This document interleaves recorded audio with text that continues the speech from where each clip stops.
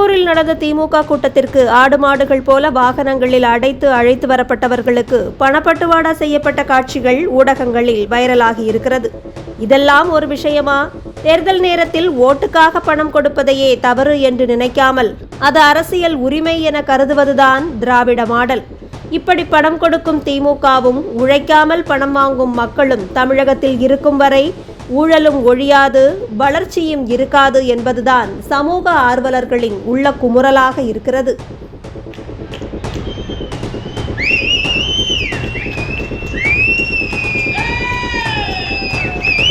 நண்பர் ஷியாம் பிரசாத் அவர்களே, எனக்கு முன்பாக இங்கே உரையாற்றி நிறுவனத்தை சென்றிருக்கிற மாவட்டத்துறை அவை தலைவர், முன்னாள் சட்டப்பேரவை கிராமத்துக்கு வந்து உரையாற்றி சென்றிருக்கிறேன்.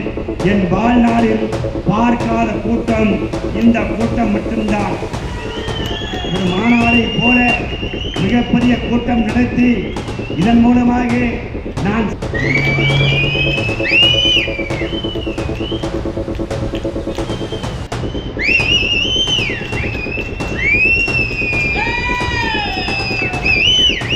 மகளிர் உரிமை தொகை வங்கி கணக்கிலே வர வைக்கப்படும் என்பதை இந்த நேரத்தில் உள்ள முதலிலே விளையாட்டுத்துறை அமைச்சர், இப்பொழுது துணை முதலமைச்சராக பொறுப்பேற்ற என்று சிறப்பு திட்ட செயலாளர் துறை முதலமைச்சர் அவர்கள், துணை முதலமைச்சர் உதயநிதி ஸ்டாலின் அவர்கள் பாராட்டு